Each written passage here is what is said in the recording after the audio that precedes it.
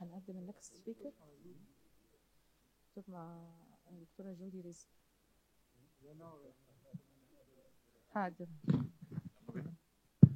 It's my pleasure to end with Dr. Judy Rez. She will give us the cardiology perspective.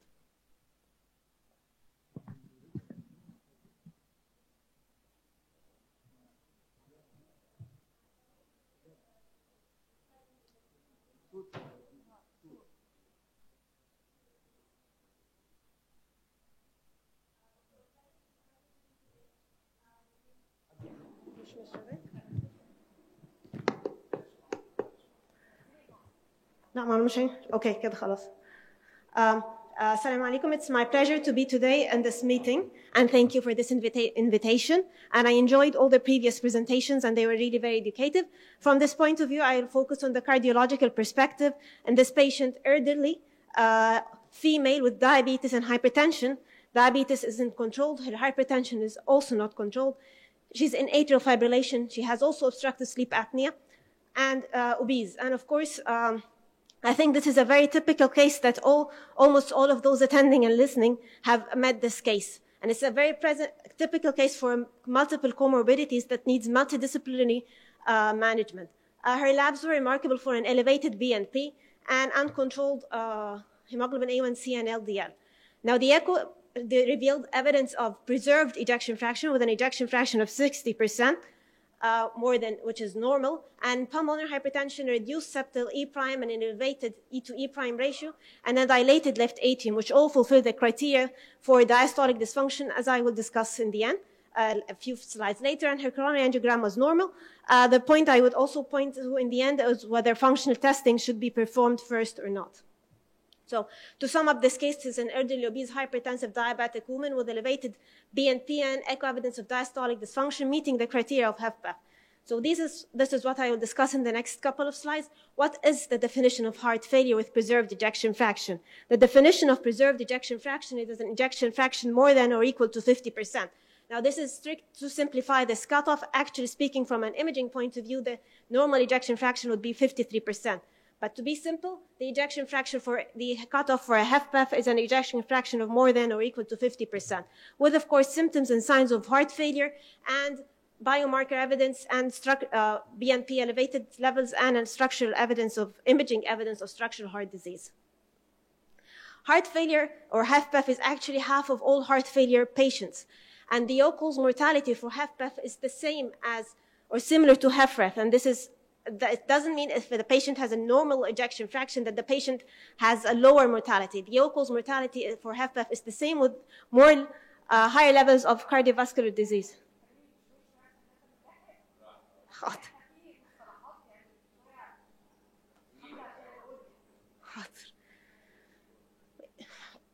Okay, so I was just saying that HFpEF is half of all heart failure presentations, the heart failure with preserved ejection fraction. And a patient with a normal ejection fraction doesn't mean that he does not have heart failure. Actually, half of patients fulfilling all the criteria of heart failure have HFpEF. And the all-cause mortality for HFpEF is the same as heart failure with reduced ejection fraction. However, compared to patients with heart failure with a reduced ejection fraction, the HFpEF patients are older and more likely to be female. An important thing is that the comorbidities, hypertension, is present in almost 85% of patients. The prevalence of heart failure with preserved ejection fraction, which is the topic as this case, is increasing. And this is due to the aging population and the increasing awareness of this disease entity. Now, the risk factors for HFpEF are, as this classical case has illustrated, an old female, obese with metabolic syndrome, hypertension, and atrial fibrillation. Now, the pathophysiology of heart failure with preserved ejection fraction, despite that the systolic function as assessed by ejection fraction appears to be normal, there is impaired relaxation and a reduced compliance of the left ventricle, which results in elevated intracardiac pressures, and this results in all the cause of the symptoms and signs of heart failure in these patients. Though actually, with advanced imaging parameters for assessing systolic function by myocardial deformation, which is the global longitudinal stain by speckle tracking, is actually reduced. So despite that the ejection fraction is normal in these patients, the global longitudinal strain is actually lower than normal. And this denotes impaired global LV longitudinal function, despite that it, as assessed by ejection fraction, may appear to be normal. Now, in patients with heart failure with preserved ejection fraction with the multiple comorbidities, the mechanism lies that the coexistence of these morbidities put a hemodynamic and metabolic load with the resultant activation of the sympathetic and RAS systems, resulting in a pro-inflammatory and pro-fibrotic state affecting the relaxation properties of the ventricle. Now, especially in diabetes, there is also a coexisting ischemic element that might be present. So the diagnosis of heart failure with preserved ejection fraction is always challenging and complex, and this is due to the presence of multiple comorbidities. So the dyspnea in this patient could be attributed to her obesity, could be attributed to her physical deconditioning. And this is very important that the different algorithms have been put forward to diagnose heart failure with preserved ejection fraction.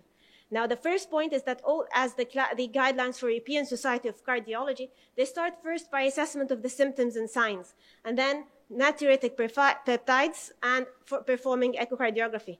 Now, it's important to note that brain natriuretic peptides, they rule out the diagnosis of heart failure in general, but they do not establish the diagnosis. This means that there are many other conditions that result in an elevated level of natriuretic peptides, including whether cardiac causes like acute coronary syndromes, arrhythmias, simply age, liver disease or renal disease. And another thing very important, especially in patients with heart failure with preserved ejection fraction, is obesity.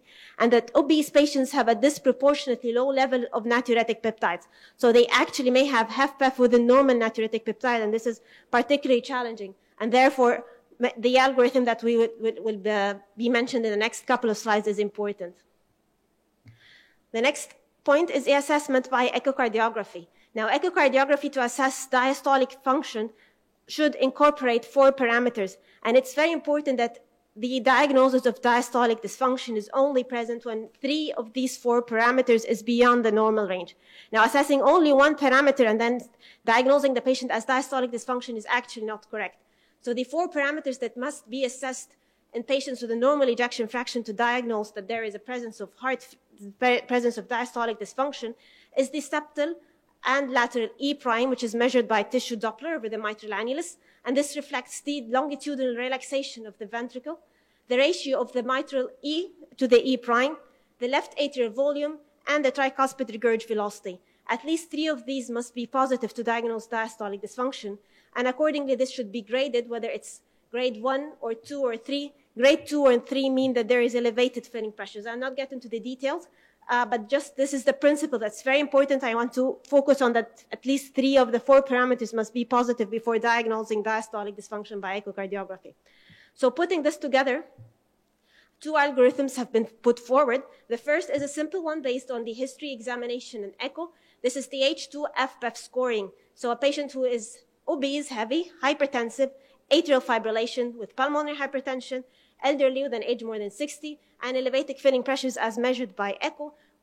With 6 to 9 points, their diagnosis of heart failure with preserved ejection fraction is likely.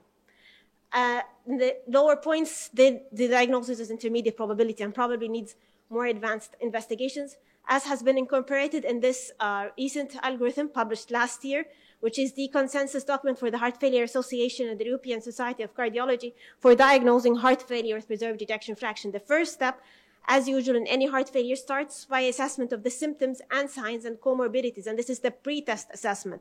So this is assessing the probability that the patient has heart failure. And then the E is the echocardiographic evaluation and the natriuretic peptide scoring, and this is the diagnostic workup. And then if this diagnosis is not yet established, a functional assessment with functional exercise echocardiography is the next step. Then finally, the etiology. Find the etiology, especially in cases where specific etiologies like hypertrophic cardiomyopathy or amyloidosis are suspected. So I'll focus on the HFpEF score, and this incorporates the echo and the biomarkers together. And in each domain, a major criterion gets a 2-point score, and a minor criterion gets a 1-point score. And to diagnose HFpEF based only on the echo and biomarkers, then we would need 5 points from these to be fulfilled. Again, this is just to point out that the most important thing is assessing multiple echocardiographic parameters and BNP. And of course, the cutoff for BNP is higher for atrial fibrillation than in patients with sinus rhythm.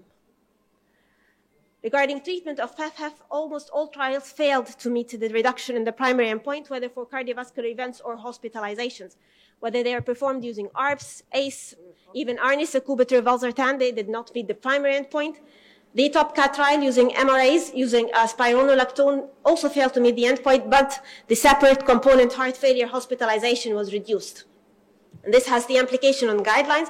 Both the European and the American guidelines recommend, first of all, the most important part of the treatment is treating comorbidities, cardiovascular and non-cardiovascular comorbidities, and giving the patients diuresis for symptoms. The American guidelines also focus on insist on the treatment of the blood pressure, atrial fibrillation, and coronary vascularization for coexisting ischemic heart disease. And they give a class 2B recommendation to reduce hospitalizations with the use of MRAs, mineralocorticoid receptor antagonists, that's spironolactone. I just quickly would like to focus to point on the central management of important comorbidities, in this case, the atrial fibrillation. And the atrial fibrillation treatment is the ABC, anticoagulation, and this is based on the CHA2DS2-VASc score. The CHA2DS2-VASc score, as you all know, is based on heart failure, hypertension, age, diabetes, stroke, vascular disease, and sex category. B, better symptom control, and this is when we would decide would we rate control or rhythm control. In this case, probably with the long-standing atrial fibrillation in a dilated left atrium, we would focus only on rate control. The heart rate was not controlled, as we will see what we are going to add. And C is cardiovascular risk factor management and comorbidities. And the management of comorbidities is central to the management of atrial fibrillation, because atrial fibrillation commonly exists with other obesity, hypertension, obstructive sleep apnea, dyslipidemia, and these need to be managed to manage atrial fibrillation. Hypertension, in this case with atrial fibrillation, is treated with the first choice of drug, ACE and a beta blocker, or a non-dihydropyridine calcium channel blocker. And if the patient is still not controlled in this dual combination, then a diuresis, a diuretic, or a dihydropyridine calcium channel blocker may be added. Coronary artery disease, in this case that has been presented, the coronary angio was normal, but I would like to point that first it is important to assess the the functional testing which should be performed before the coronary angiography. And in the assessment of patients with stable coronary or chronic coronary syndromes, we need to assess their pretest probability based on their symptoms, the age, and the sex. And then, according to the pretest probability, a patient with a high pretest probability for coronary artery disease would need imaging testing like stress echocardiography or nuclear perfusion imaging to assess the presence of coronary artery disease before proceeding to coronary angiography. And this patient also, who was dyslipidemic with diabetes and 3 major risk factors, she is at very high risk of cardiovascular events. And in this case, we need to start drug therapy with a goal LDL of less than 55 millimeter mercury. Again, she's diabetic and was already on metformin. So the next step, being at high very high cardiovascular risk, is to add an SGLT2 inhibitor or a GLP-1 agonist according to the guidelines. And this is the importance of the SGLT2 inhibitors in reducing the risk of cardiovascular events and the risk of heart failure hospitalizations in patients with type 2 diabetes. And these recommendations are similar across the Atlantic, whether in Europe or in the American guidelines. So to sum up this case fulfills the diagnosis of heart failure with preserved ejection fraction. The treatment would be started by lifestyle advice, weight loss, physical activity, and diet. Anticoagulating atrial fibrillation in the NOAC would be preferred, non-vitamin K oral antagonist. Rate control, beta blocker, and non-dihydropyridine calcium channel blocker. Hypertension, her target is less than 130/80, so she's already an ACE, and we will already add beta blockers for rate control. If she is still symptomatic, we may add diuresis. And diabetes, I would add an SGLT2 inhibitor and statins with the target LDL less than 55 and management of her sleep apnea. So my take-home message, heart failure symptoms, whether heart failure with reduced ejection fraction or preserved ejection fraction, are similar. Mortality, all-cause mortality, is similar. Heart failure with preserved ejection fraction is commonly associated with comorbidities like hypertension, diabetes, and obesity. The diagnosis is based on clinical, biomarker, and echocardiographic parameters, and the echocardiographic evaluation should include the measurement of 4 variables. The treatment relies on the treatment of the associated comorbidities and cardiovascular risk factors. However, no treatment has thus far been proven to reduce the mortality in heart failure with preserved ejection fraction. So these are questions. شكرا يا جودي. Thank you. بس أنا معلش يا أخي سمير بتكلم، يعني أنا مبسوط منك جدا، بس المشكلة إنك التارجت أودينس مش التارجت أودينس اللي أنت عايزاه. التارجت أودينس اللي أنت عايزاه دول يبقى بيورلي كارديولوجيست. خلاص؟ لان هنا معظمهم انترنست. anyway بس انا الخص الكلام بتاعك حاجه صغيره قبل الكوتشز ما يتكلموا. احنا القصه الدكتوره جودي ان في ترمينولوجي جديد اسمه هارت فيلير بريزيرف ايجكشن فراكشن. يعني ايجكشن فراكشن نورمال بس انا عنده هارت فيلير، وده فيري كومن ان الناس عندهم هايبرتنشن. خلاص؟ فهي دي ملخص السبعه 8 سلايد بتاعها. نمره 2 هي لخصت لك ان في ايكو. في ايكو اسمها الميتيلسترين، ده فايندنج في ايكو مش المفروض تعرفه قوي، بس انت لما تبعته لنا احنا هنقول لك برغم ايجكشن فراكشن كويس لكن انت عندك هارت فيلير. نمره 3 اتريال فيبريليشن، ما بقاش علاج اتريال فيبريليشن لوحده، اللي هي ABC السلايد اللي جابتها الجميله اللي قالت لك دي. انت عايز الريت والكوموربيتيز والانتي كواجليشن وهي عملته. علاج الضغط بيني وبينك ثابت. السكر بيني وبينك ثابت بس في SGLT2. الاوبستراكتيف سليب ابنيا هي الجبهه الصدريه في علاج. الاوبيستي مع الدكتور سمير. ده جنرال سبيكينج انت لخصتي يعني ازاي احنا بنبص على الحاله ونعمل الدوائر دي ونحط كل حاجه فيها. انا بشكرك بس بقول لك يعني تذكر المره الجايه دول التارجت اودينس عايزين ابسط من كده. بصراحه انا بشكرك بالنيابه عن الحضور، بس يعني هنفتح الفلور خلينا شويه. لا خليك عشان لابس الماسك عشان يخلعه. بالنسبه للحضور، انا كواحد انترنست انا صراحه نفسي اسالكم سؤال كارديولوجي. انتوا قلتوا في الحاله بتوع BNP عاليه قوي، احنا عاوزين نفهم انا كانترنست ايه هو BNP وامتى اكتبه وفي اي عيان اكتبه. هل عيان كل عيان بينهج اكتبه؟ يعني برضو عاوزين تشرح لنا او بطريقه يعني ممكن تتكلمي عربي. انا عارف ان احنا انجليش لكن معظم الحضور بيتكلموا عربي. تشرحي لنا بطريقه بسيطه امتى اكتب BroMP وانا هستفاد منه ايه كدكتور بطنه، وامتى احوله لي كليكي. اوكي ممكن؟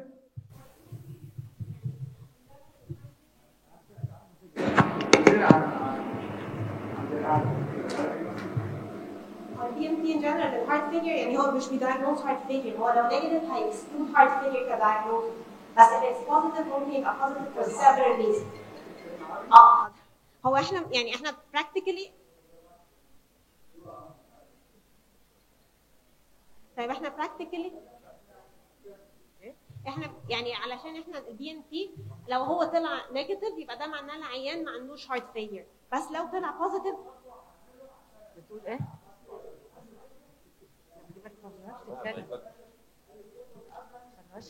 ما هو حسب السنتر ريكومنديشنز. احنا عندنا هنا الايكو بيبقى اسهل وافيلبل على طول، لكن في حتت بيبقى الايكو عليه مثلا ويتنج ليست طويله فيطلبوا BNP الاول، بس احنا براكتيكلي نطلب ايكو الاول. يعني احنا بالنسبه لنا في ظروفنا نعمل ايكو.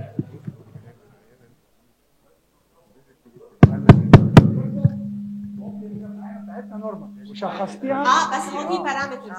يعني لازم انا في الايكو انا كان قصدي اقول ان هو لازم عشان بس الاسسمنت بتاع الايكو مش بس ريجكشن فراكشن نورمال، البارامترز بتاعت الدايستوليك ديسفانكشن دي لازم تبقى أساس. يبقى انا لما اقرا ايكو كدكتور بطنجي احنا كنا زمان بنبص على EF بس، دلوقتي بقينا نبص على حاجات تانية اللي انتوا وابتدينا نفهمها.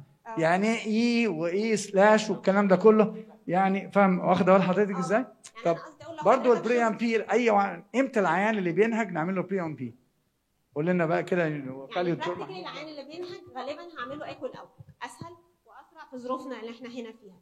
لكن انا اللي قصدي اقوله من البرزنتيشن ده حتى فور ان انترنست ان انا لما اجي اشوف ريبورت ايكو مع اساسنج الدايستوليك فانكشن لازم اشوف ان الدايستوليك فانكشن از اسست واسست بسيفرال بارامترز. مش مهم ايه هم البارامترز دول، بس ان الدايستوليك فانكشن اسست مش معنى ان العين الايجكشن فراكشن بتاعه ان هو نورمال ان ده مش هارت فيلير، لكن لو دايستوليك فانكشن. طيب انا يعني ممكن برضو دكتوره جودي بشكرها على الاكسلنت برزنتيشن. المساله بمنتهى البساطه لو بيشنت جاي بينهج كويس بيتعب بسرعه كويس والايج اباف 50 وعنده ريسك فاكتورز، عنده هايبرتنشن دايابيتس عيان اوبيز، لازم افكر احط بروبابيلتي احتماليه يمكن يكون عنده هارت فيلير بناء على السيمتومز. الساينس بقى لو وانا بكشف عليه لقيت ضغط عالي، سمعت مرمر على القلب، لو انا شاطر بقى من ايام الكليه وسمعت جالوب ابقى هايل عظيم جدا. لو بصيت في النيك فينز لقيت النيك فينز كونجستد، او في بايلاترال انكل ايديما، يبقى عندي symptoms وعندي signs. ده الاساس كويس. اتس كلينيكال سسبشن على فكره، خلوا بالكم. هارت فيلير از كلينيكال diagnosis without symptoms and signs it's not heart failure. حتى لو الايجكشن فراكشن 40% it's not heart failure، بسميها left ventricular dysfunction. يبقى اذا اتس كلينيكال diagnosis symptoms and signs. once انا بشك بقى في هارت فيلير، لو في امكانيه هطلب البي ان بي او البرو بي ان بي. ميزته الاساسيه وانا بقولها مره ثانيه اتس هايلي نيجاتيف بريدكتيف فاليو، بمعنى ان لو البي ان بي بيلو الكات اوف فاليو طلع نيجاتيف يبقى موست بروبلي عنده ما عندوش هارت فيلير، ودي حاجه كويسه جدا. اللي انا اقول للعيان ده انت ما عندكش هارت فيلير، ابتدي ادور على اسباب ثانيه. لو طلع بوزيتيف في درجات من البوزيتيفيتي، يعني مثلا لو البروبي ان بي طلع 3000 4000 لا ده انا احلف ان عنده هارت فيلير. لكن لو طلع بقى مثلا 500 600 في حاجات تانية زي ما الدكتوره جودي بتقول بتعلي. يعني ممكن قوي لو العيان عنده حتى اتريال فيبريليشن بير سي الكات اوف فاليو على طول بقى دبل مع الاتريال فيبريليشن. عيان عنده رينال فيلير، عنده اكيوت بالمونري امبوليزم، عنده اكيوت، كل الحاجات دي ممكن تعلي البي ان بي، بس مش هتوصله ل 2000 و3000 و4000. اوكي. بره دايما بيبتدوا بالبي ان بي في الاول. ليه؟ لان اس فلتر. لو عندي 100 عيان جاي لي بيشتكي بينهج وعملت البي ان بي ولقيت ان هو نيجاتيف في 60، خلاص اقول لهم اتفضلوا بالسلامه ندور على ال 40 بقى دول اعمل لهم ايكو. كويس. بره الايكو اغلى كتير من البي ان بي عندنا في مصر، احنا عندنا الحكايه معكوسه. كويس. الايكو غالي ومكلف. كويس. انت بيجي لك كتير ايكو يقول لك دايستوليك ديسفانكشن، خلي بالك دي عند ده مضلل، الايكو ده مضلل. انت عايز تشخص هارت فيلير بريزنت ايجكشن فراكشن لازم تحول العيان لبروفيشنال ايكو كارديوجرافر، واحد بيشتغل ايكو بحق وحقيقي هيعمل الكلام اللي قالته الدكتوره جود، اللي هو كلام معقد شويه انا عارف بالنسبه للنان كارديولوجيست، هو كلام معقد، بس this is the way to prove ان العيان عنده هارت فيلير with preserved ejection fraction. اجابه على اخر سؤال اللي انتوا قلتوه، لا التريتمنتس اوف هارت فيلير وذ ريزيرفد ايجكشن ما بتقللش المورتاليتي في هاف باف. هاف باف هاز نو تريتمنت، اتس سيمتوماتيك تريتمنت لغايه دلوقتي سيمتوماتيك. اوكي. قدامنا 5 دقائق ممكن نكونكلود عشان في فورنر سبيكر هيتكلم. شكرا دكتوره جودي.